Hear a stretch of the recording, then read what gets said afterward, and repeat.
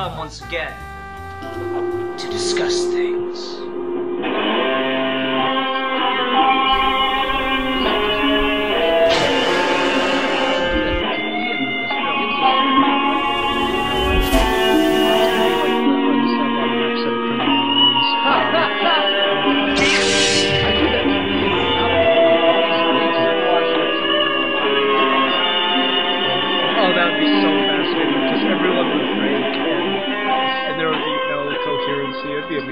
And on that note, hi everyone, welcome to this week's episode of Geeky Gentlemen. I am Sid Part 2. Joining me today is Melanjeptic1992, Steve Baxi, and returning to the show, he came crawling back, Zazubar. Yeah. Crawling back as in Ian texted me 3 weeks ago and was like, hey, you want to come back on the show for a review?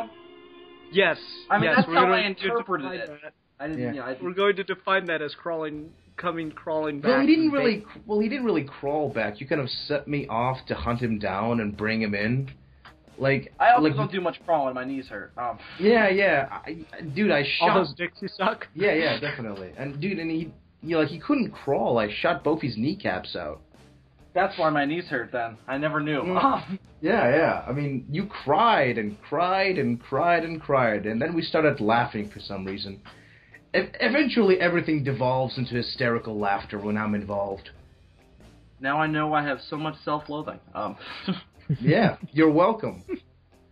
Thanks. Hey, everybody, so Bill, I'm back. What are we discussing, Bill? Well, you guys have been doing a series of horror movie reviews this month on Geeky Gentlemen, which I guess makes sense because it's Halloween. If you're into that sort of thing, which I am. You guys asked me to come on and pick a movie that we would do for the, what is this, the last week you're doing it? Yeah, and then we'll announce something later on. Don't worry about it. Okay, so then this is the... Surprises await, ladies and gentlemen. Surprises await. Ooh. So, they brought me on to select a movie that we will talk about, and it's really funny because you guys already reviewed the kind of companion piece to this movie, when you reviewed Bram Stoker's Dracula, because tonight, kids, we are going to be reviewing Mary Shelley's Frankenstein from 1994, directed by Kenneth Branagh and produced by Francis Ford Coppola, who directed Bram Stoker's Dracula. Oh, you mean the shitty Harlequin version of Dracula? Yes, that version. Yeah. He produced this. And the success of Bram Stoker's Dracula was why they decided to take a stab at kind of retelling the story of Frankenstein, but trying to make it closer to the book. Because that's ultimately why these were made, was, people had struggled to make adaptations of these stories for decades, trying to make them as close to the book, and everybody, kept trying, and then they're like, ooh, but I don't like that, so they would do something else and completely miss the point. No. And then finally they were like, no, we're going to do it. We're going to tell these things as close to the book as we possibly can.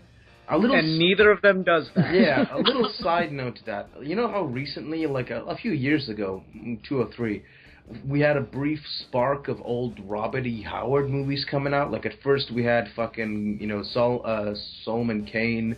I haven't seen the movie, but I heard it's good. Then we had that Conan. Yeah, then we had the Conan remake. There was a lot of buzz about a King Cole and Red Sonja movie, and then they're all teaming up at the end. The old Lovecraftian time rips in the space-time, and they all meet up and fight Cthulhu. That would be an awesome movie franchise. The fucking Robert E. Howard's heroes teaming up to kill Cthulhu. I'd watch it. Okay. Yep, and then they fight the Avengers. Yeah, anyway, back to what Bill was saying. So, it's funny because they're both made to be, super accurate to the books. Yeah. And they're certainly more accurate than most Dracula and Frankenstein things I've seen, but it's still not the books. Personally, I think Frankenstein gets closer than Dracula. Oh, definitely. Mm-hmm. Yeah. Well, and actually, as a matter of fact, having read the book fairly recently, senior year of high school, I actually think that some of the things were cut out were a good idea, because one of the biggest problems with the book that I found was that it's beautifully written, but Mary Shelley would just indulge her love of describing scenery. And she's a romantic. Yeah, but just be pages and pages and pages of oh, look how beautiful this is. That's romanticism. I know, but then it's 2 paragraphs of what the monster's doing, and then we go back to the scene description.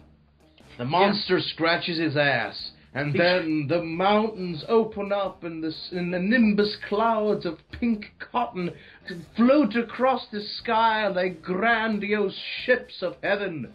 And And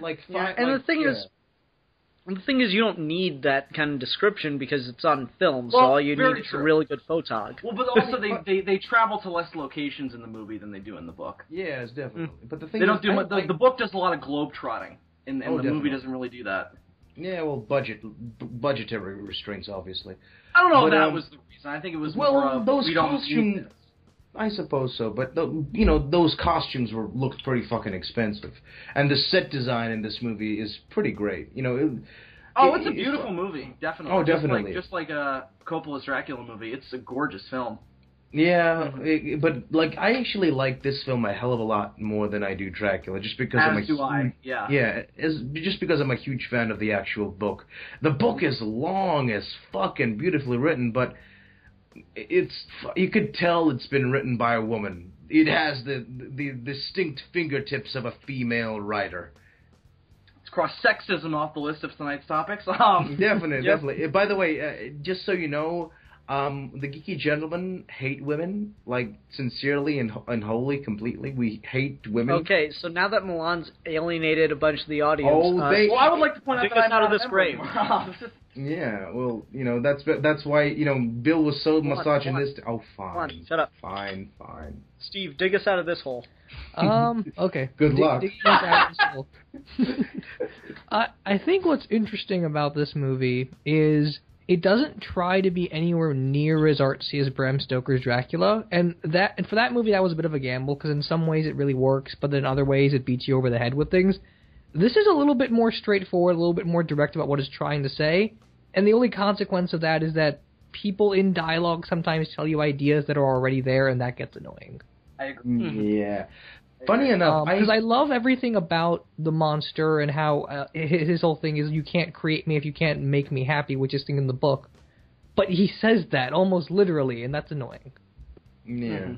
They kind of... They state the obvious a little bit too much. They wanted to be as close to the book as they possibly could, and then they kind of forgot that they were making a movie. But it's still it's a fun film. I really genuinely enjoy it. But the funny thing is, But the funny thing is, I didn't I watched it a few weeks ago, really, like a year or so ago, because I literally could not fucking find a torrent of this film in English. Every fucking torrent it was in French or Spanish. If only you spoke another language, Milan. Yeah, it sucks. I only speak 3. Oh, so you weren't able to watch it just for this? Well, I watched it a few years ago, and I remember it quite vividly. But it's okay. Yeah. No, that's unfortunate, but if you remember it well enough, that's fine. Well, as long as you've seen the movie. I am just basing this on random stabs in the dark that I have heard in the past. Yes. Well, if I may just say something really quick before we get a little more in depth, I also really enjoy this movie, but I don't want to. Here's the thing: it's almost bordering on guilty pleasure for me personally, because I think it's got a lot of problems, and not only does it have a lot of problems, but I think that it kind of never... Alright, let me just say my big problem. I think a lot of the acting really misses the mark, particularly from the main cast. I think De Niro as the monster is shockingly good. He's fantastic, and he has no right to be, but he's great. Why can't De Niro be because amazing? It's such a weird casting choice. Robert De Niro is Frankenstein's monster, but he's great. Brana as Frankenstein is a great idea, and it's done. He's good in places, but my biggest problem with this movie, aside from the production, acting-wise and all that, is I just think the monster doesn't get enough character development. And I think part of that is it takes way too much time to get to the monster's birth. It does it in the book too, but obviously they've got more pages to do that. I think the movie gets to the monster's birth. They do all the stuff with the family, which is handled very well. But then once the family story ends and he goes off to look for Frankenstein, I think it just kind of becomes too two-dimensional to me. Because the book, I don't want to compare this to the book too much, but it just, the monsters change from this innocent creature to revenge-seeking monster. I just don't think it's developed enough, because that's the whole point of the story, is that he's not evil. He's made that he just is. He does the things he does because Frankenstein abandoned him, and then he was left on the scourge of humanity, and he just gets the worst parts of it. Let me get in here, because I haven't had a chance to give my big general thought, and I think this is actually going to be really interesting, because it's going to kind of tie some of the criticisms that we've heard and the praise that we've heard. Something I have to say is very interesting, said Ian. Shut the fuck up. So anyway, what we kind of came down to, or at least I think, is that one of the biggest problems with Bram Stoker's Dracula is that it's paced way too slowly for a modern film, when it should only be considered as a modern film because it's not directly adapting the book. And this is definitely not directly adapting the book, and you can tell because it's paced like lightning. Yeah, which is kind of it's so weird. This one's paced so much faster. And I think that makes it much more enjoyable to watch, but I think it does lead to some of the skips and problems. Like, when it wasn't the monster's motivations so much for me, but the one that, like, caught my eye was, wait, fuck, his little brother's dead? Yeah. When the hell did that happen? I think to address both of your points, there's this weird issue of the film that it's almost, I like to call it biopic syndrome, where you want to span a huge period of time and get from one place to the other, but to do that, you have to skip a lot of in-between stuff that makes it important. Ultimately, when we get to the end and Frankenstein's monster says he's done with man, I don't buy that. Yeah. As much as I should, especially when he's crying over Frankenstein's death. That's way too quick. I don't think he had enough time to even internalize the fact that he was dead. Yeah. I also think the book ending is handled a bit strangely, because just to compare it to the book one last time, the book doesn't just have Walton at the beginning and then Walton at the end. It's sprinkled throughout each, not every chapter, but a lot of the chapters of developing his and Frankenstein's relationship, because the whole point of Walton finding Frankenstein is that he sees this parallel of himself and sees the madness in what he's doing. That's the whole point. And Walton's experience is this real-world kind of venue for the message of Frankenstein.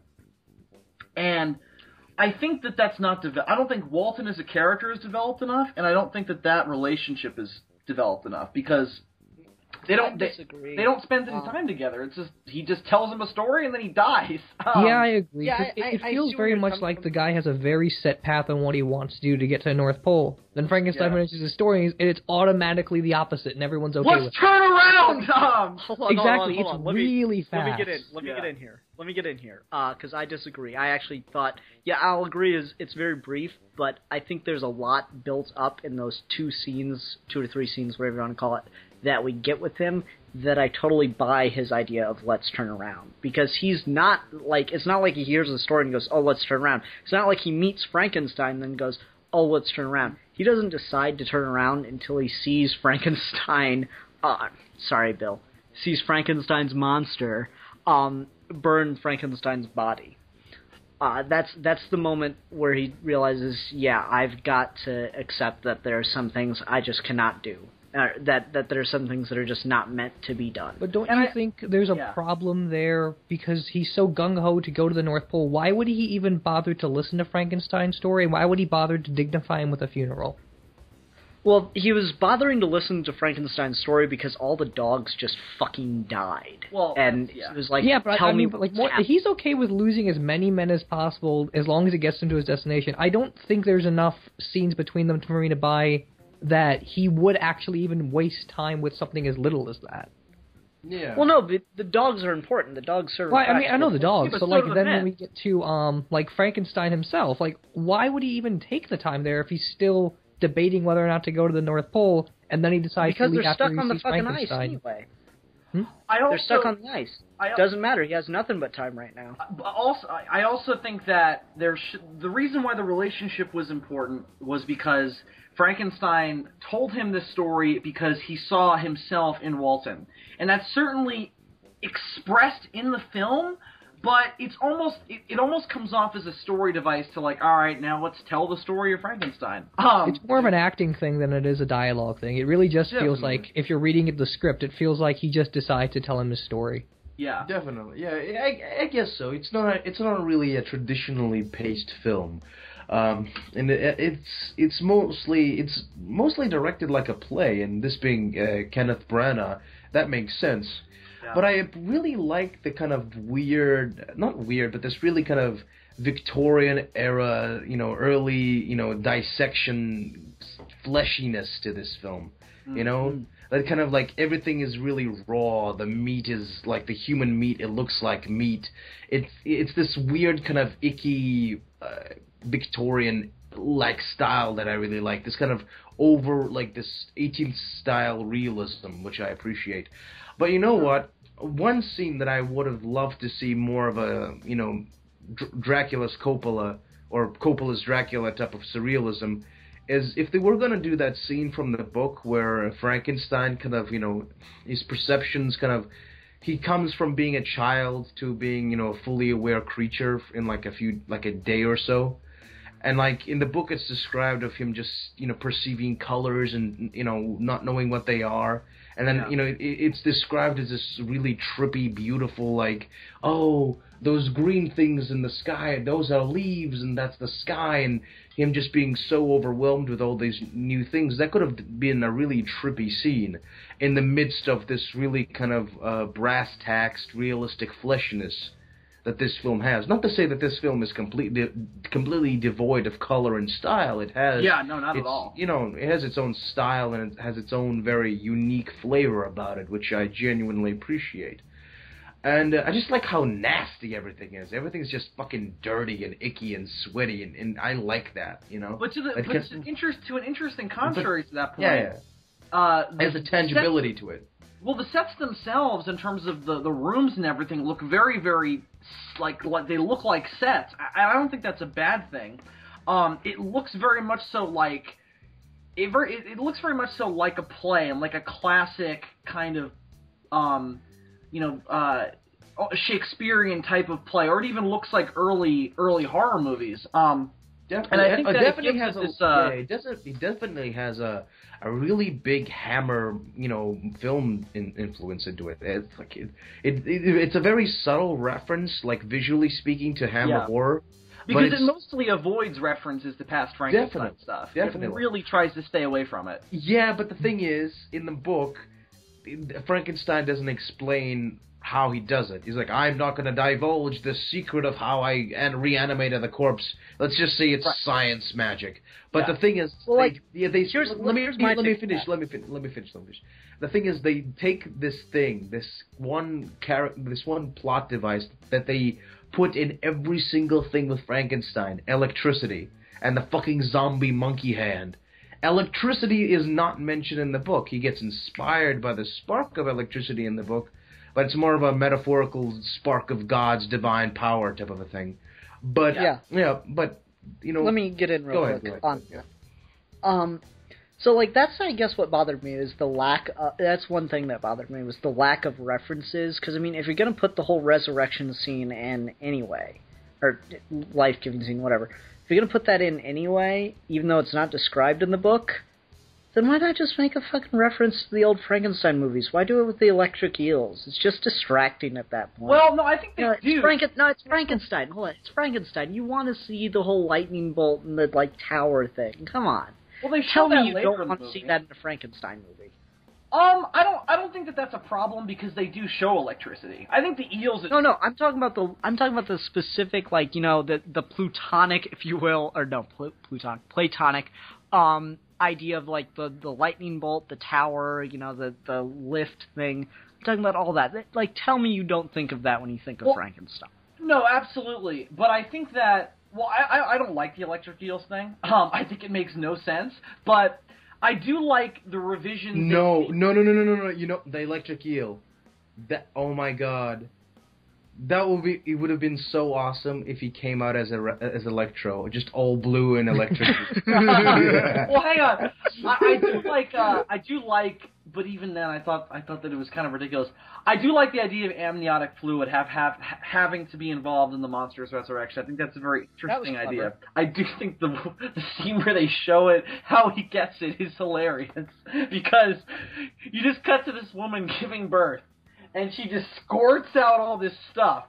And then it's in a bucket, and this guy brings it over to the door, and Frankenstein just exchanges coins for it, like it's fucking crystal meth. I thought that was hilarious.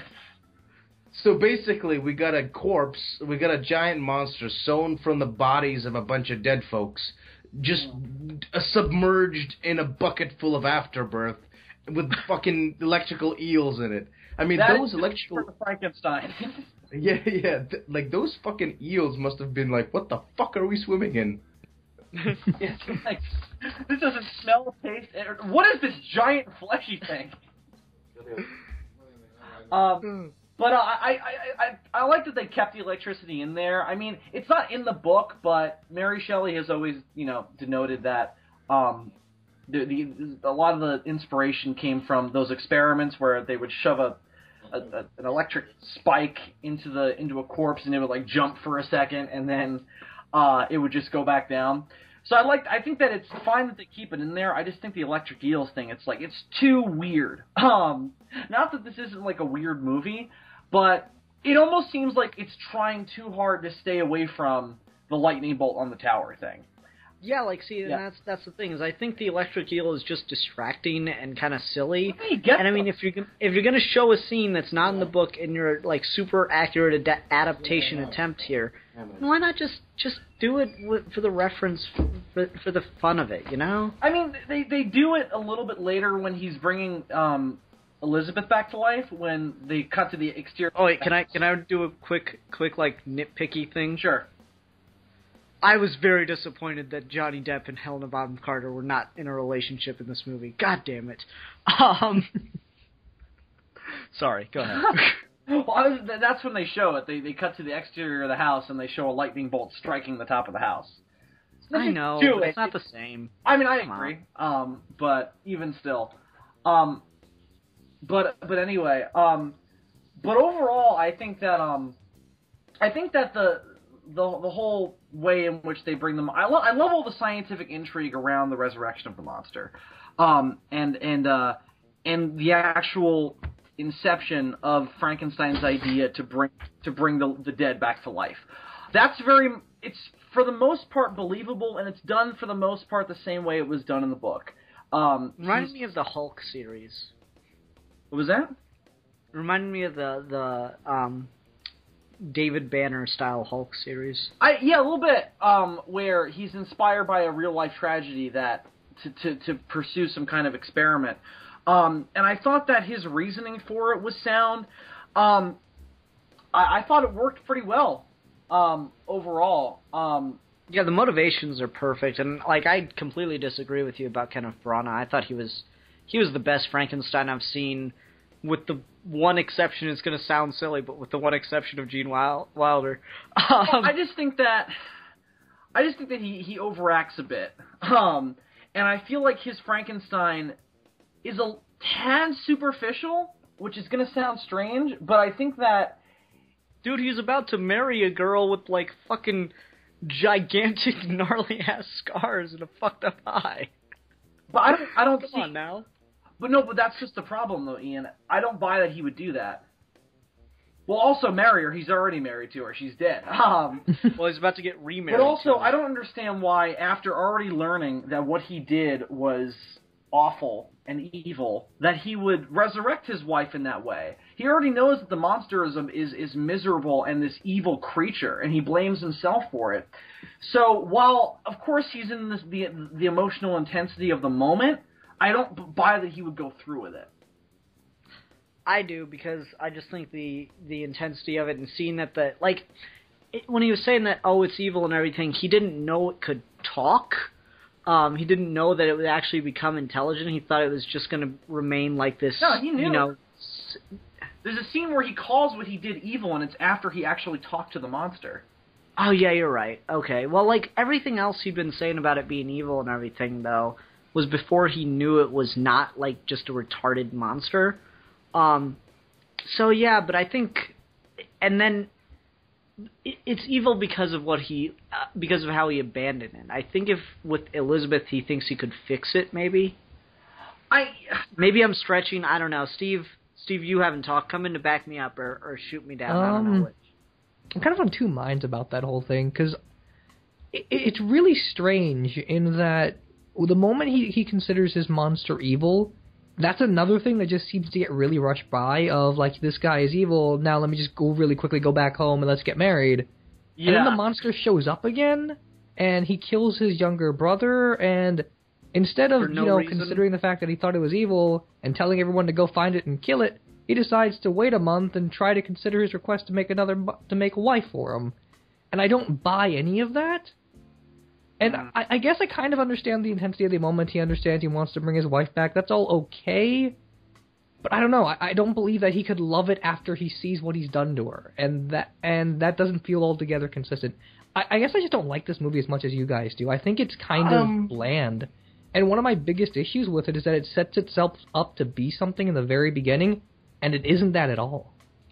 I think because in the opening, there's that Mary Shelley quote, where she says that she wanted to make something that's mysterious and fierce of our nature, that it's a horror that makes your curdle your blood and quicken the beatings of your heart. It's not terrifying at all. It's not like Bram Stoker Dracula kind of mysterious with ambiance or anything. It's this really kind of raw, realistic 1800s kind of movie, and Frankenstein's monster and Frankenstein are both really kind of generic characters that do too much too quickly, and I just don't enjoy that.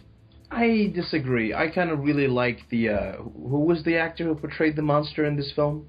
Robert De Niro. I just really like how he performed, because there's that one scene. It's been years since I watched this film, but that scene in the cave where... God, that's the best. Yeah, and I always love that scene in the book and in this movie. It's just, but in the movie, it's taken, like, we really see the raw humanity of the monster. I mean, Frankenstein wakes up and you just see the monster just, like, playing a flute, and then he just talks to him. It's just like, look at these hands. Like, are these murderers' hands? I don't know. That was a great scene. And that was the scene that made me go, he is really good as the monster. Definitely. And he lost a lot of weight. Wasn't he just insanely fat, and he just slimmed down, like, got built for this scene? I don't know if that's true at all. I don't because I agree. De Niro's great as the monster. It's just I don't buy the way he's written. It really is too quick, and it feels like a biopic. The thing is, I disagree. Like, the whole Frankenstein, like, he could never love his wife because, like, I think through this whole film, as in the book, I think they match the whole, his Frankenstein is slowly going crazier and crazier and crazier as, like, the film progresses, because at the end point, it's like, my wife is dead, fuck it, I can bring her back to life. The fucking thing ripped her heart out, fuck it, I'll just stitch it all back together. Can I cut in real quick with another silly nitpick thingy? Yeah. I've never pictured Frankenstein as Frankenstein's monster as a karate master, but now that's in my head forever.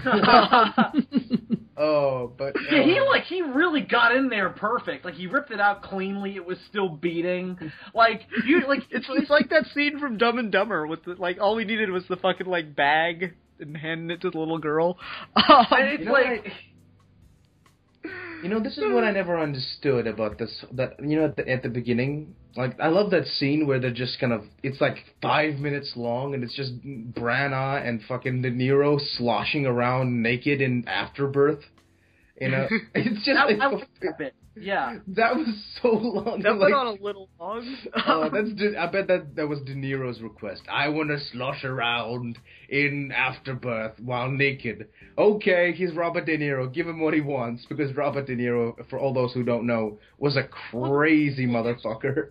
talk about that scene seriously, though. Okay, It goes on for a really long time, and there's no music. Yeah. And I'm not sure what it is they're trying to get across at that point. I thought it was awkward in a good way.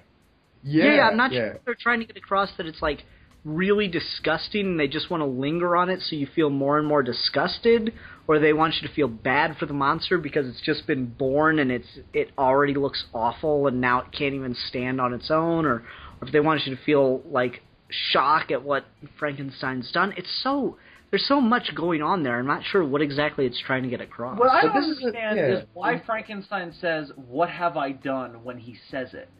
It was a really awkward point. They picked a weird time for him to suddenly feel that way about it, because what I like about the whole awkward scene where the monster comes out of the tank and he just kind of sloshes around with Frankenstein in the water, is that it's kind of like this moment of Frankenstein was building this experiment up to be this big dramatic, he was going to change the world with it. And the whole point of it is that the after effect is not what he expected. And it's kind of like that awkward moment of, oh, I did this? This was what came out of that? And I like that. I think it works with it's like when you fuck an ugly chick. It's like, no. No, Bill, I've got a better example. Oh, fuck. It's like when you jerk off to some really weird porn. Yeah, it is kind of. It's like, I mean, yeah, it is kind of. It's like, I didn't want that. Now I just feel weird. That's exactly it. The thing that I really don't understand about the villagers attacking Frankenstein is that, I mean, he's ugly, he's diseased, and all that shit. I mean, they basically... No. It's because they recognized the guy that got hanged. Really? Yeah. Oh, I thought the bitch says it. He was the one that we had. Well, I thought the explanation was that, they thought that I thought it was just that he had the disease and that he was really advanced in it. Yeah. No, I swear I heard her say he's the one we hanged. Oh, okay, I like that kind of. Did De Niro play that guy? Yeah. He did, okay, I thought he did, but I was like, I don't know, he looks a little... It didn't look like De Niro to me, but I was like, he kind of looks like him in the eye. He's got long hair and a beard, dude. I know, well, that's why. So, I thought that's really clever, though, that they did that.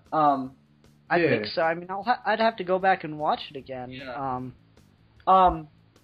But before we move on from this one, I distinctly remember them just attacking, like, oh, look at him, he's the star of the disease, shit like that. And I'm like, he just fucking threw, like, 6 guys across the street single-handedly. Does he look like a sick person to you, bitch? I mean, it's like... I think Ian's right, that they recognized that the dude...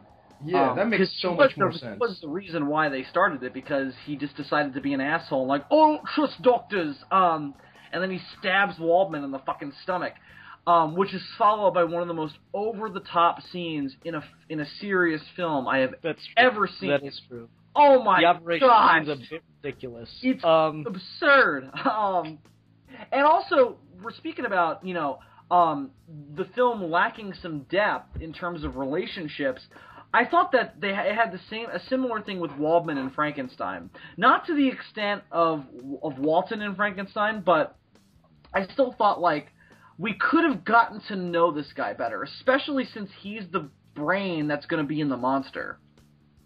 And it's weird because we don't really get any indication that he's in there anywhere. Not at all. It's actually more of the well, I guess you can kind of infer that the reason why the monster becomes so philosophical so quickly after just learning to speak again is that it's because he has the brain of a natural philosopher inside of him.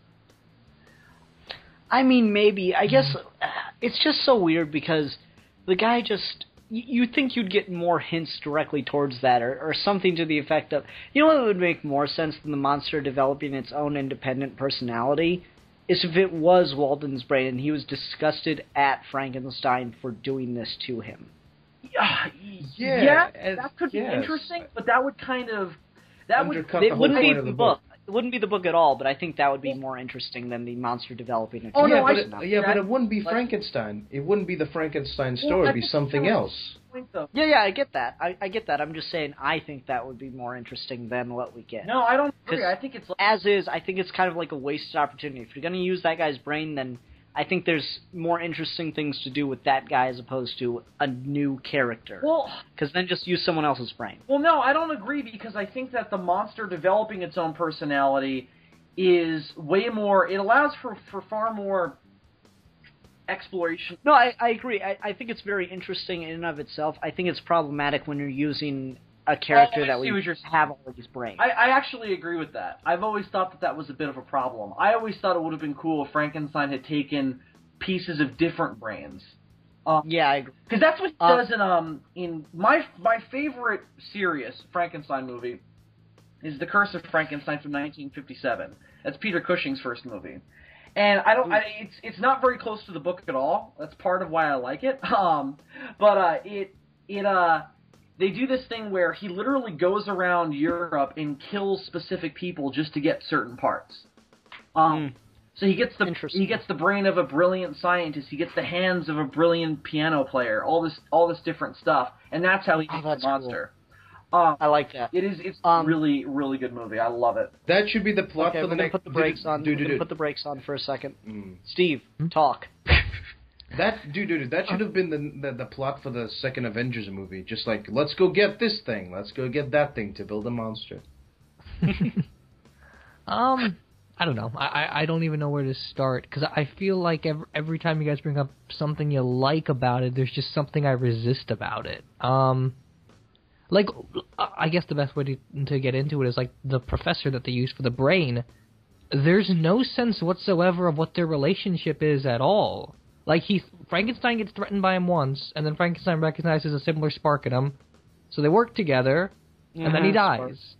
And then he uses his brain, and again, it's just too fast, and I don't know this guy at all. Yeah. And then when we get to the monster getting more philosophical, and he's all like Plato and immortality of the soul and all that stuff, it's just so out of nowhere, and I don't know why no one even bothers to ask him what he means by this, or how he got there, or what Frankenstein should do with this information now that the creature's like this. It really feels like there are checkpoints in the Frankenstein story, and this is the plot of the book, and this is what happens at this point, and this is what's important, and let's just hit all of them as quickly as possible. I think that is as short as possible. I think that's the issue here, though, because it's trying as hard as it can to be close to the book, but then trying to be so close to the book, it misses all the meat. So it's like, all right, we have to get to this point, so let's cut out all that shit that developed all the characters. Well, and what's interesting about the Frankenstein story is that it's not a horror story. It's gothic horror now because that's kind of what we've progressed it from, but it was designed because Mary Shelley had to create a story about something really insane that's science fiction. And the whole idea of Frankenstein being a science fiction creation at the very beginning is sort of the catalyst for all the interesting ideas in that book. And then this movie opens with the exact opposite quotation, saying that this is like a blood-curdling horror movie about the evils of man and the terrifying monsters they can create, and how human is man versus the monster, and it never talks about any any of that. I just don't think there's enough dialogue with the monster. Let me just interject real quick before this becomes completely irrelevant. Fun fact about the original Frankenstein novel: it was written in the quote year without a summer, which happened after the eruption of the volcano Krakatoa, and that put so much ash into the atmosphere that it just created a big cloud up in the upper atmosphere, and it just wouldn't really let enough sun through to get a proper summer that year. So that was just interesting little factoid, but go on, sorry. It's got a fascinating background, too. But yeah, I agree. It really lacks a development. I think ultimately that's why it kind of borders on guilty pleasure for me, because it's such a fun movie, which is weird to say.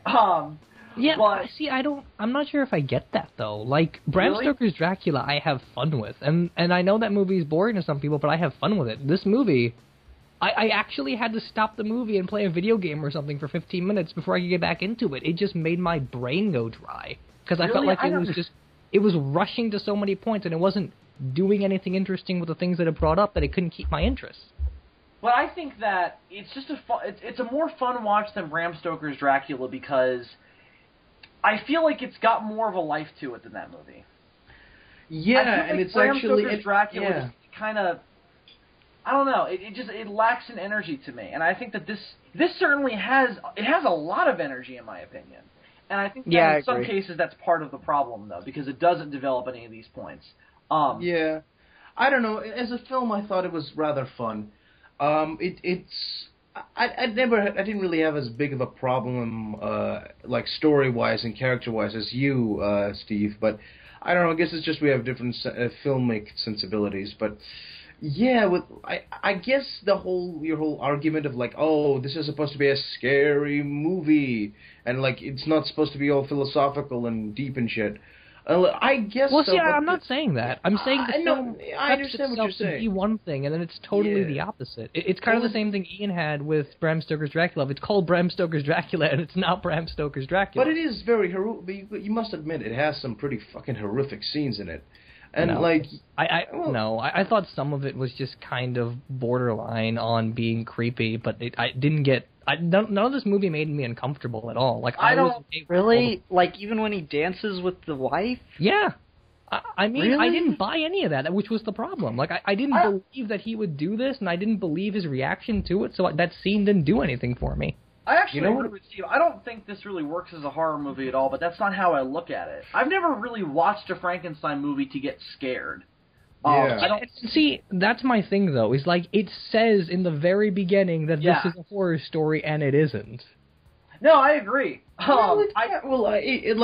you're, I think it helps that I was still like moving around the house, getting stuff for my movie watching experience when that part played. I did catch it, but I didn't like think about it or let it enter my mind. Really, I guess this is a terrifying movie if you if you don't believe science exists. If you've never seen a Frankenstein movie, if you've never seen a horror movie, you will find this scary on the pure fundamental level of holy shit, I've never seen anything like this. You know what would have been a hell of a lot more like tragic and terrifying and just heart-wrenchingly tragic. I said tragic twice in a sentence, yay for me. But you know that scene, like in the book, Frankenstein doesn't really make a wife for the monster. He makes one up, like he builds one. He stitches it together from the corpse of his like maid, the one that was framed for killing the boy. Yeah. And he's like, but he doesn't bring another her. Scene that happens way too fast. Yeah. To give Steve some credit. Yeah, but he doesn't like bring her to life in the book. He thinks about it and it's like, fuck no, I can't do this, and he chops her up. Yeah, he discards it before. He chops her up and throws her in the sea, and that's why the monster goes after her as well. If you've killed my wife, I'll kill your wife. No, he kills Clairval after that, but he does go after his wife after that. Yes, but like that whole scene, like what if he builds up the wife, like after for some reason Frankenstein kills his wife, and like I don't know, like how terrifying would it be that you have to like stitch back together the corpse of your loved one and then rethink it and say, nope, I can't do this to her, and just take her apart again. I think that scene would have worked better if he would have stopped. Yeah, you're right. No, that would have been a hell of No, can't agree with that at all. Why? You guys can knock on it all you want, but that scene where he's just so fucking desperate and so out of it, and just I like that. Like he's lost everything, man. He's lost everything, and you can see this man is grasping at straws as he's coming apart. Yeah. And that scene where with like Elizabeth, say my name, Elizabeth, and her walking towards the monster, and when they dance, and when she gets up, and she's just so like her neck's still broken, kind of, because she doesn't really move her head right. Everything about that just works for me. I agree with that. Like I love that scene. Like I completely and totally agree. That whole scene with that. Him dancing with her, and it's kind of like it has the same sense of tragedy about it that I was talking about it just a minute ago. Like, I guess what I like about that but scene it's so in fucked particular, up. though. But it's so fucked up because he's but I guess what I like about that scene in particular is I don't think it comes from nowhere, Steve. I think that scene makes perfect sense. This is a guy who can't let go. I mean, his mom dies, and instead of moving on, never move on from the death of a loved one. Instead of accepting it and living with it, he decides to devote his entire life to stopping death. But I that mean, seems at like what this point is something is that? At what point is that motivation a progression, and at what point is it really just a series of checkpoints to figure out where we've gotten? I don't know. I think it's a very character-driven. I think it's a character-driven thing. I think I totally see that in his character, especially after he's lost everything. He's lost his little brother, his father, and his wife all in the course of a couple days. No, man, I see that though. Like I see that in concept. I see exactly what they were going for. I just don't think they actually did it. Because the problem is, like, everything you're describing, it sounds like a really cool idea. And they clearly had all that planned out, and I like the imagery of him dancing with his wife and saying, "Say my name," and all that. But all of it comes from nowhere in the sense that they don't take the time to make any of that build. It really is just, let me tell you my story. Here's a scene of me as a kid. Here's a scene of me as a little bit older. Here's a scene of me in middle school. Here's a scene of me with my best friend, and then it just repeats that pattern. Yeah, I guess I see where you're coming from, but I didn't have that because it affected me in the way it was intending to. Yeah, I don't think you can say it comes from nowhere since I got it. I mean, okay, it doesn't come from nowhere. It's not done with enough. I'll agree it's fast. Like I said, this movie has lightning pacing, unintended. Hold on. Let me just get this out. I will agree that it happens really fast and that you can miss it easily, but I do think it's still there. I don't think it comes from nowhere. Isn't there a director's cut of this film? Because I remember watching a director's cut, and everything just being a lot longer and a little bit more fleshed out. What's the director's cut? Fleshed out, lightning, all the puns in this. Yeah. I don't know.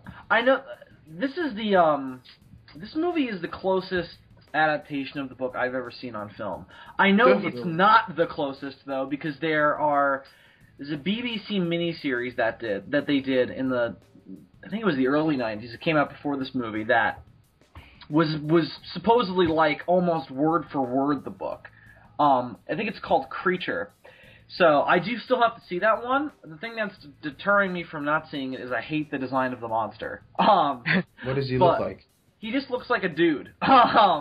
He looks like a fucking 80s rocker who has a couple stitches on his face. And while this makeup is very, very subtle, well, not subtle, but it's not very like monstrous. It's just kind of disfigured, and that was done intentionally. It's very, very effective because, I love me a good monster makeup, of course. I love the original Boris Karloff makeup. I love all the Hammer makeups they did, and they went fucking really extreme in the Hammer series. They did one that looked like a giant gorilla. It's crazy. Wasn't that an actual gorilla that they just... Well, not an actual gorilla, but just like... Yeah, they murdered a gorilla, brought it back to life, and then had it talk. Yeah, obviously. But I mean, like, was that, like, supposed to be a really big guy? Jebediah Springsteen. Milan, to be honest, I don't remember. I haven't seen Frankenstein and the Monster from Hell in years. Was that just a dude that looked like a gorilla? Or was just a gorilla that Frankenstein caught and shaved? Well, of all them... Well, no, the plot of that movie is that he's working in a prison, and he's trying to perfect the monster, and he actually finally gets it. The monster in that movie is the closest he ever comes in that series to making what he intended. And then I forget, but something happens that fucks it all up. Anyway, go on with what you were saying, Bill. Oh, shit, I completely forgot. This is the most accurate, except for the BBC series. I completely forgot why I brought that up now. I'm sorry. It's okay. But, well, the demons from outer space, ladies and gentlemen. All right, well, just to speak of this movie aesthetically for a moment, and this isn't visual aesthetics, it's more sound design. God, I love this soundtrack. I think that, I've mentioned a couple times this movie being a little too over the top for me, and I guess I can talk about that a little more in detail. In terms of it being over the top, I think the soundtrack really helps that. Like, I think that while I think it's a problem, that was clearly the point. The intention of it was to be a little bit more over the top, and I think that the soundtrack complements that. And I really I love the main theme. As unscary as this movie is, the soundtrack definitely builds it up as a kind of gothic classic horror movie, and I think that really works for it. But just to kind of explain the whole over-the-top thing, since I don't think I've done that in a satisfactory way up to this point. I just think that it doesn't match with the monster. And of all the things that you need to kind of match up with in a Frankenstein movie, you want to make the monster be kind of the anchor point. And I feel like we have all this over-the-top acting from Clairval, from Victor, from Elizabeth, all these people who seem so, like, just balls deep in life, and, like, filled with this energy. And then you get to the monster, and he's very, very subtle, this very, very sad man, or this very, very sad creature, and I don't think it jives well with the rest of the performances. And the biggest problem for me is that my favorite scene in the movie is the scene where Victor talks to the monster in the cave. Yep. And it sucks because I don't think Branagh and De Niro have enough screen time together for that relationship to be what it should be. And I think that scene kind of immortalizes it for me because I don't think that their acting dynamic is strong together. It just kind of seems like they both want to go in different directions with it. Well, actually, Bill, sorry. Hold on, let me get in first. Okay. To kind of add to that, in a surprising agreement, you notice the way that scene is shot? They're, like, rarely in the same shot. It's more like shot, reverse shot, reverse shot. Yeah, definitely. And the movie's filled with close-ups. No, I just think that's interesting that you point that out. Like, maybe that's kind of what they're going for, though, because that seems really intentional for them not to have any kind of chemistry. Once again, puns in this movie. Not to have any kind of chemistry because you don't want these two to have anything in common. You want it to feel awkward and uncomfortable from a certain respect. Sure, but it doesn't feel intentional. But like what Bill said, like this whole point of like, oh, everyone else is so filled with life, and Frank and the monster's just this really sad guy. I think that's the whole point. If everyone else around the monster, or at least every human creature, every human person in this movie is so full of life and so extravagant and so like I'm balls deep in life, even though I'm a woman. Like, and the monster is kind of looking at this and saying, like, I want that experience. I want just that joyous love for life. And he can't have that. And I do agree, the monster's performance is very subtle, and it is very heartfelt. And it is very tragic if you contrast, the monster and De Niro's performance of him to everyone else who's a little bit operatic and overwrought and just a little bit more, not to say that they're, completely cartoonish. It's just like, I see the contrast there, and I think it does kind of completely coalesce and really become, set in concrete for me at least. Is so even like Ian was saying in that scene with the fire, like you see, like, Frankenstein and the monster, they're just completely different. The monster's all quiet and calm. Let me add to what you're saying, Milan, and then we'll let Steve go. What was it? Okay, so everyone else is like much more expressive than the monster, except in one case. The monster is really expressive only when he's crying. You notice that? Yeah. That's the only time that he's like really, emotionally expressive and everything. And I think that's intentional. I think that the only time he can be as expressive as everyone else is when he's in torment. And I think that's intentionally done that way. I think he's supposed to be underplayed because he doesn't really understand the emotions he's having. I think that's part of the scene in the cave. And we're getting very Plato again. Weird. It just feels jagged to me. Yeah, see that's kind of one thing, because, Milan, you mentioned, like, two parts in your compliment of the monster's performance. And one of them is that he has this character arc of he sees everyone being happy and he sees everyone enjoying life and having emotions, or at least having a spectrum of experiences, and he wants that. And then he's played all subtly. I don't think those two work together. And my favorite scene in the movie is when he's talking to the blind old man, and then his family comes in and beats him, and then he runs out and he's crying by the tree. I think all of that works because it's a hint of what the movie should have been, in that the monster wants things. The monster has desires, and he accepts these desires, but we don't get anything with it. Like, literally, he has one expressive scene, but I want to see this monster for him to have, like, a full-rounded character. I want him to figure out what he's feeling. And he does that off-screen. He figures out what he's feeling, and he gets this motivation for revenge, and we don't see any of that. And I think that's a gigantic problem in the movie, Because when he goes and finally meets Frankenstein again and they talk in the cave, I don't like that scene at all because I don't understand where both of these men are coming from. Because they both had experiences off screen. Well, my only issue with it is I don't see the connection between he wants revenge on Frankenstein and then all of a sudden he's like, but I want a mate. I don't see... Yeah.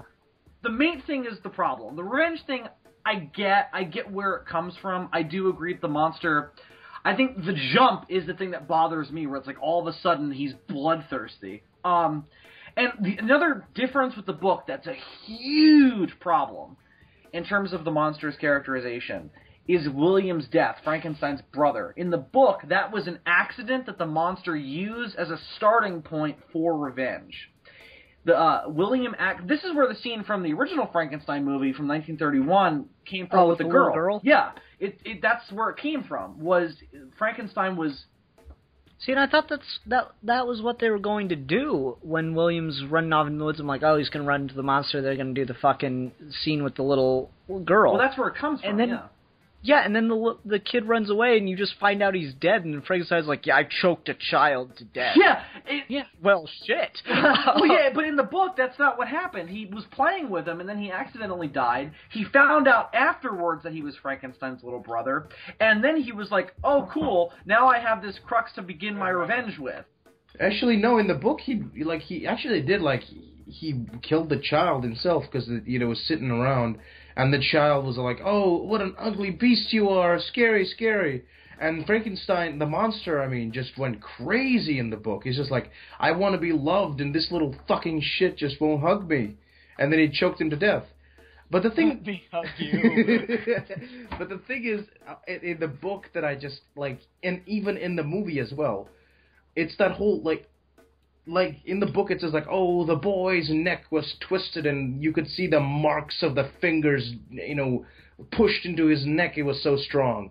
And they blamed the fucking governess, the little 16-year-old. That is weird. I don't get that. I'm like, and just because they find the locket in her pocket, I'm like, so the kid must have put that in her pocket. What does that...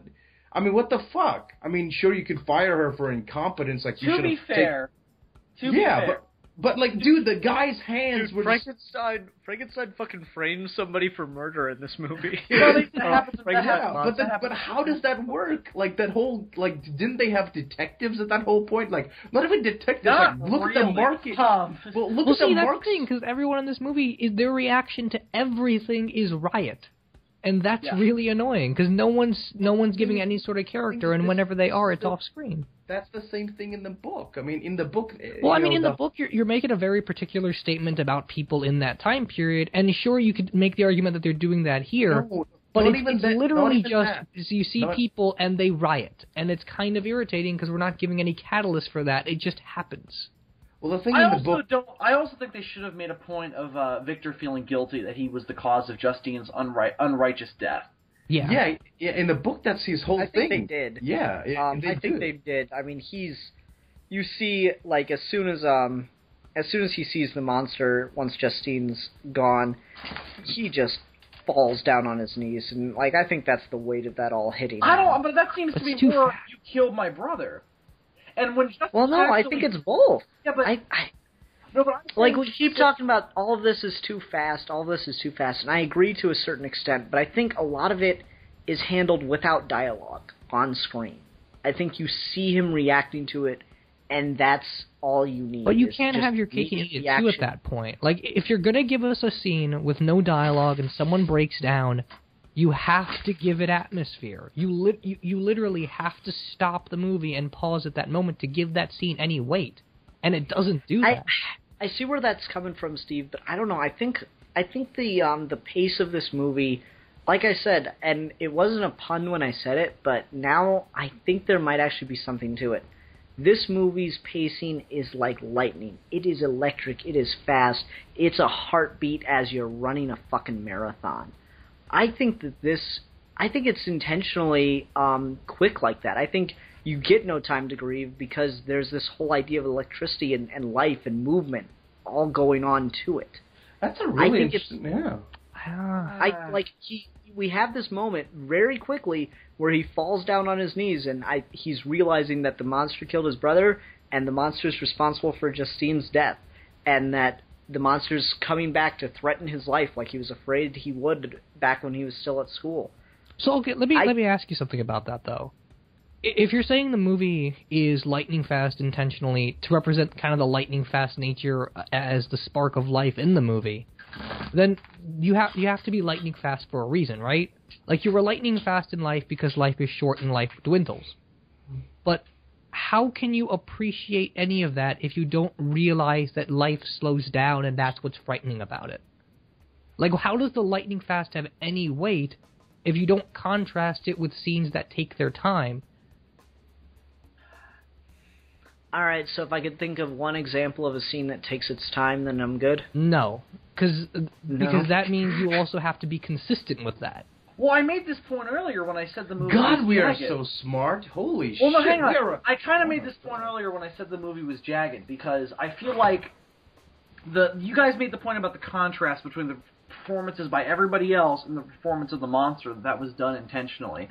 Okay, fine, but we don't get enough time of Victor not having that. I think there should have been a difference, because I don't think we see it, though. I don't think we see enough of a difference between him when he's with his wife and with all his friends and being all full of life, and then when he's with the monster or by himself and he just kind of breaks down and realizes the weight of what he's done. I don't see enough of the distinction. That's All right, why it's a problem for me. Let me get in real quick and see if I can kind of counter both your and Steve's point, kind of taking it as one. So I think the point at which it tries to slow down for a moment and linger on something and let you feel something going on, something slow and something to be savored, to make you realize how short life is, and where the pace of the movie comes back and you realize that the moments are gone in a flash, is the wedding night scene between Frankenstein and Elizabeth. Because it's very sweet, it's very romantic. I mean, Kenneth Branagh does a damn good job because he makes me actually believe incest can be romantic. Not incest, though. It's very slow, it's very romantic, it's a very drawn-out scene, and then you hear the flute music, and it's over in an instant, and then it's lightning again. Point, though, and then there's Roddy Monster Frankenstein. It's not actually incest, though, Ian. Yeah. Well, they say sister and brother 6 times. No. Not really sister and brother? She's not even adopted. Adoption is not even the word. Her parents died of scarlet fever, and they brought her in when she was 9. And she I guess I lived missed with that them. part then. Yeah. It's I guess I actually, missed there's other versions where it's even more fucked up. In Curse of Frankenstein, which is my favorite, they're cousins. And they say they're cousins. That was cool back then. Well, no, I mean, come on. If you say sister more than once on the screen, how am I supposed to remember all this backstory for the I think that kind of... If the movie took its time, then you wouldn't have that problem. And Dude, that's where I counter what you're saying, is you take your time in one scene, but it feels wrong because it's inconsistent with everything else you're doing, and you're not even commenting in the film about the sanctity of life at all. 1 second, though. Do they call each other brother and sister while fucking? Right before, Well, they yes. say no longer brother and sister, now husband and wife. That's, take it out of context, that is the most fucked up thing Oh, I've ever said absolutely. on film. I think they hammer the point home too much, we were kind of raised together, so we're kind of brother and sister. It's just shut up and fuck, you idiots. I mean, the whole thing. Take it out of Just context. shut up and have sex. It doesn't matter. Oh, take it out of context. Just Bill standing there. That's just hilarious. yeah, you two brother and sister, fuck. They're not brother and sister, though. I think they make too big of a deal out of it. It's of all the things that are really hammered home in this movie, it's hey, we're not related, but we're kind of familial.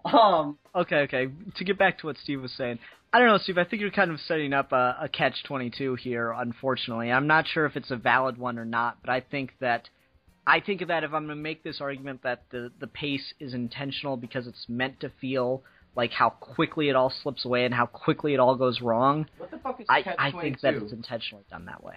Okay, but see, if you want to do that, then there has to be some indication of the film saying that that's what it wants to do. That the film has to at some point acknowledge the fact that it's being lightning fast to drive home a point, if that's what it's doing at all. And it doesn't do that. I think the way that the best way they could have done that is if they would have been more consistent with the fact that he's telling a story. There you go. This is his narration of his life to somebody else. They should have gone back to Walton a few more times. I think that would have been a really interesting way to do what you're talking about. I think that could have been really good, actually. As it stands, I just think that this movie gets a lot of stuff right in terms of being an adaptation of that book. And it has a lot of really good ideas. And I think it's a decent attempt, but I think that using this as like the stepping point, there could be a really, really good adaptation of that book to come. And now with this, That's fair. And now with this new Universal Monster Cinematic Universe, maybe, just maybe, we might get it. We'll see. No, I doubt it's going to be anything like that. It'll be like a Spider-Man 2 or something. It'll be like a 2008 Hulk. That's my best guess. That film already, I Frankenstein has come out already. You know, they're just gonna. Shit. Really? I heard it's. Oh. It sucks. It's so bad. Enormous balls. It's a piece of shit. And it's got a good I cast, hope it's not in the which universe. is another problem. What was that? Wait, what was that, Steve?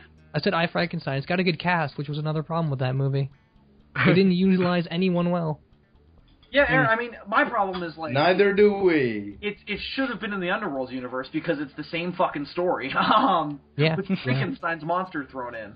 But it's anyway... the same writer. It's the same writer. Did you know the writer of this?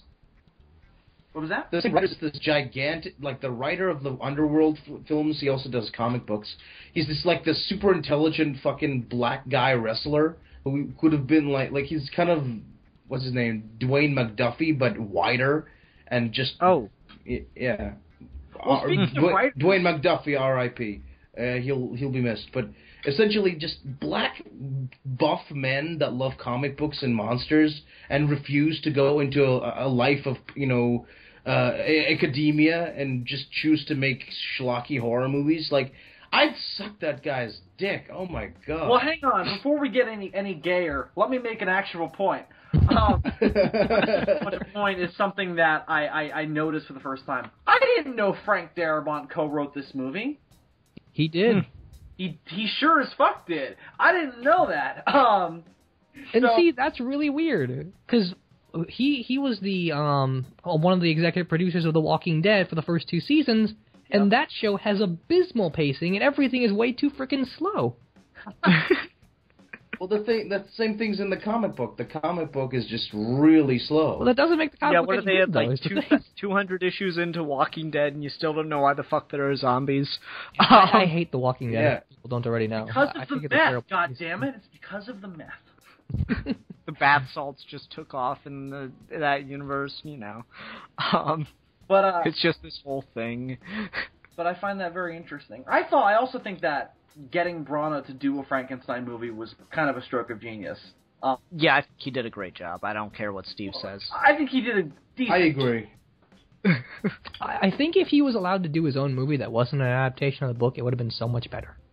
No, but Brana's amazing at adaptation. I mean, he's the only person that's really made me like Shakespeare.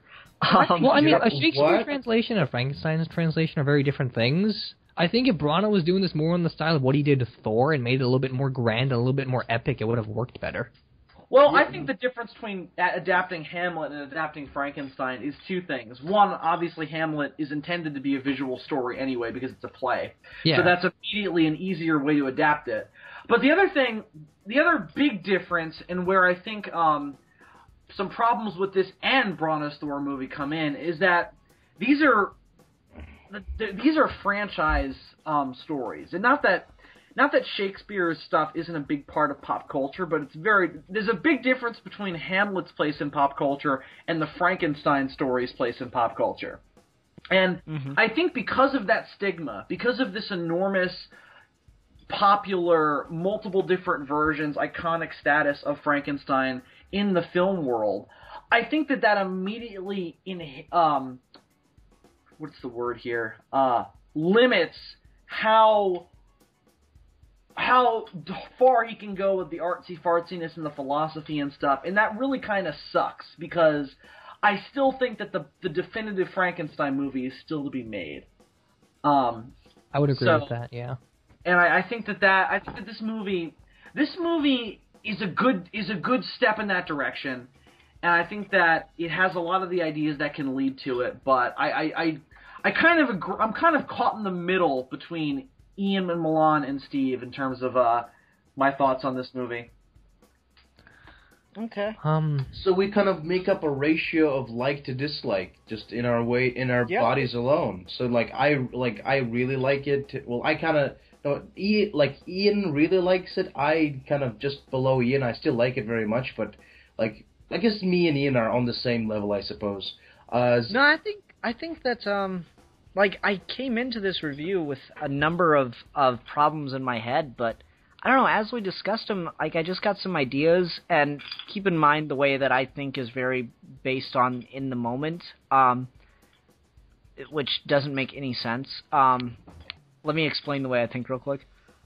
If something strikes me in the moment as I'm thinking about something, suddenly that becomes true to me if it makes sense for at least 2 seconds that I'm able to reason the idea out.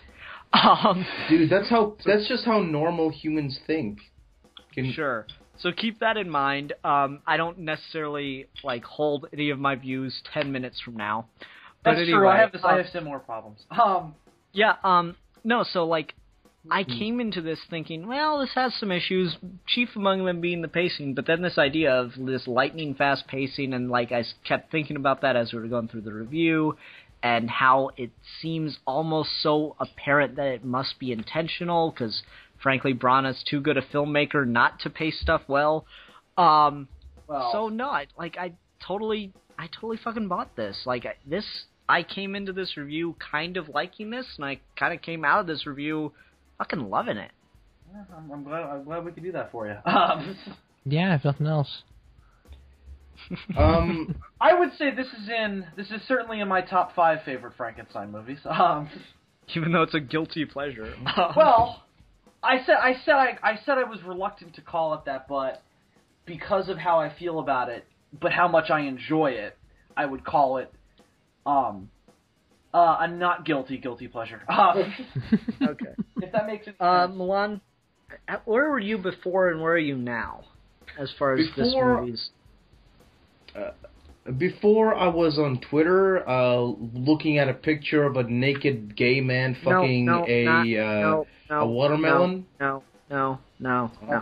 Where were you in regards to this movie before you came into the review, and now that you're at the end of the review? Okay, but the watermelon fucking was awesome. But basically, my thoughts haven't changed. I have really fond memories of this film, and now thinking about it and reminiscing on it, I really want to rewatch it again because it's kind of coalesced and we've discussed it for almost an hour and a half now, and it's a very succulent film to dissect intellectually, I think. Dissect? God, we cannot get away from the damn. Everybody stop with the fucking puns. Well, I'm not. To make another point about kind of storytelling in the themes of Frankenstein. Anyway, it's when you're telling a story, you're kind of probing different aspects of life, and if the story of Frankenstein is nothing else, then it certainly is a probing of the meaning and sanctity of life. So it's kind of inherent, Ian. Frankenstein means life, something pretentious, blah blah blah. All right, Steve, how about you? We changed any part of your mind at all? Yeah, see, this is the thing. I saw this movie, and I'm like, this is okay. I came into the review thinking, it's not bad, but I have issues with it. And ending the review, I think it's really bad. Really? I think it's got things going for it. But the problem is, I can't bring myself to say it's doing what Bram Stoker's Dracula did, which is it's taking the book, and albeit doing some of it very badly, but makes Dracula a really fascinating psychology to dissect. I think this movie doesn't do anything for any of the characters enough for me to care. And so every time we talk about it, and every time we bring up points about it, I can't help but go back and say, well, yeah, sure, but it's concept over execution. And, I would just much rather read the book. And I think that's a huge problem for adaptations if you come out of it thinking that this isn't enough for me. Okay. But the book has words. Yeah. Yeah, words but are it's bad. also got ideas and meat, and you know, like coherentness. Yeah, but words, man. I don't do no Yeah, reading. The book is a fucking. It's you can beat a man to death with that thing in print, of course. That If you would try to take do a that with really, really long time. If you try to do that with an iPad, it'll Yeah, take yeah. So just like you'll need the number of iPads. yeah, I had killed a man with an iPad. It took a fucking long time, but I did it. You Fuck. want to kill a man? You take a hardcover edition of the Golden Compass and beat him over the head with how crappy that book is. Really? Yeah, It's 1,000 pages of shit. it is. Like the book, The Golden Compass. The kid is a cunt. I mean, like I like the movie. so much ass. And I welcome like- everyone for a review of the Golden Compass. Like she's like the worst human ever. She's like, I'm a complete sociopath. Atheists don't have morals. But the thing is, like, in the movie, I like the movie a hell of a lot more because it has a The movie giant sucks bear. ass even more than the book. Fuck you! It has a fucking polar bear fight with armor. I hate that movie with a burning I passion. love it so much. And here's I love why. I saw that movie on my birthday. That was the birthday wow. pick for a party. I hated that fucking movie. It is. Why? I should have seen The Water Horse instead, and that movie sucks dick too. I've seen the water Okay. horse in cinemas. Okay, quit. I've quit. seen the water horse in cinemas. Let's Oh my let's god. go ahead and do a score then. Let's go I ahead and do am a score. perturbed right now. Big words. are Big fun. words. Okay, I'm gonna go ahead and go first because I just thought of mine. I'm gonna give this movie 4.5 just because Steve did convince me that it has problems that it cannot escape. I'm gonna give this movie 4.5 ridiculous Frankenstein review-based puns out of 5. Oh, you sexy bitch. What order are we going in? Bill, go ahead. Oh boy, this is a tough one for me because when I came into this review, I was actually like, I'm gonna be the one who has the most positive to say about this movie, and I was the second least one to say positive things about this movie.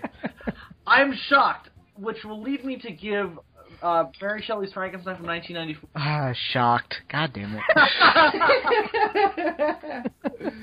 a 3.5 undead toads out of 5. Oh, cool. Okay.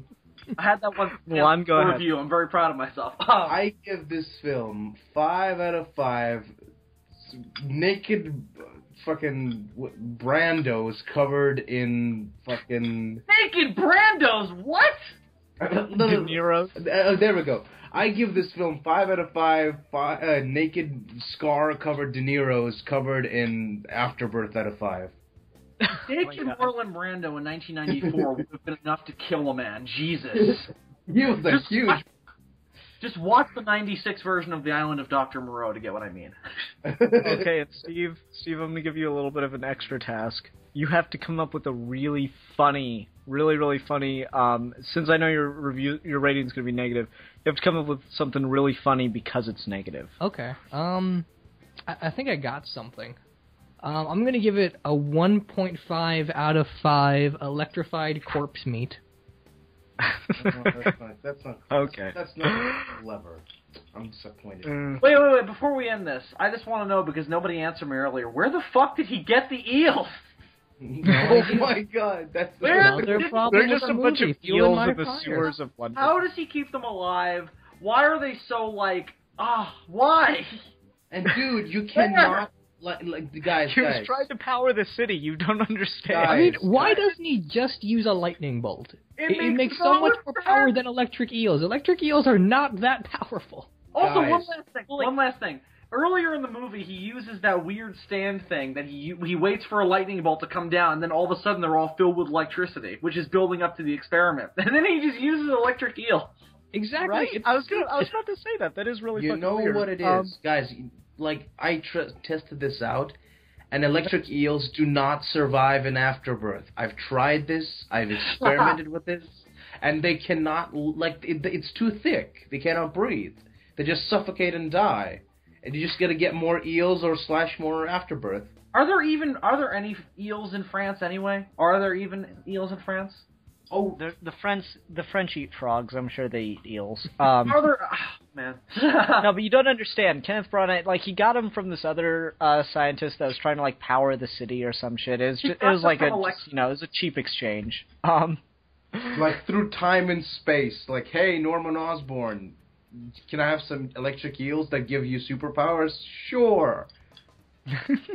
That's how he got the fucking. That's why Frankenstein ended up strong, is because he had fucking electro powers. Anyway, It's the strength of an eel. Wait a minute. That's not that impressive. He's got the moral tenacity of a fucking eel. Yeah. Let's go ahead and continue on here. All right, so on Halloween Day, everyone, we're going to be doing a Geeky Gentleman topic to wrap out. Like, this is the end of horror movie month, but to wrap out Halloween, since we've got like Friday's the normal night we record, and that'll be Halloween anyway. We're going to just post a video early on Friday morning. It'll be posted all day on Halloween Day, so you should have plenty of time to watch it on Halloween for that special something that you get. Yeah, sit alone in your underwear in front of the computer watching the Geeky Gentleman.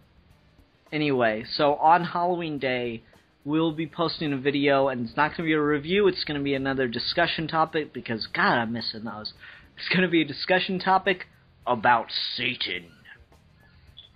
I feel like you should say fatality in that voice. Fatality. Would you like to hear about our Lord and Savior, Satan? Satan is a cunt. He owes me money. He's a dick. Yeah, so we're going to be discussing Satan, and guys will have to work out a time to record. But on that note, do we want to post since we normally post our episodes on Sunday, do we want to record a second episode on God knows what and post it on Sunday, or do you want to just have like a week off, basically? All up to you guys. Think about it. I think it'd be Bitches. cool if we did something that's on the next topic for the next month of stuff. So. So you mean like do a video on Sunday or no? Yeah, I think so. I mean, Okay. I've got nothing else to do on my Friday nights. I'm just sitting here doing homework. So. It's all good. What do you? Fuck Steve's college education. Yeah. Okay, guys. Lucky for some of us, we don't have a college education. Mm-hmm. All right, everyone. So thank you for listening.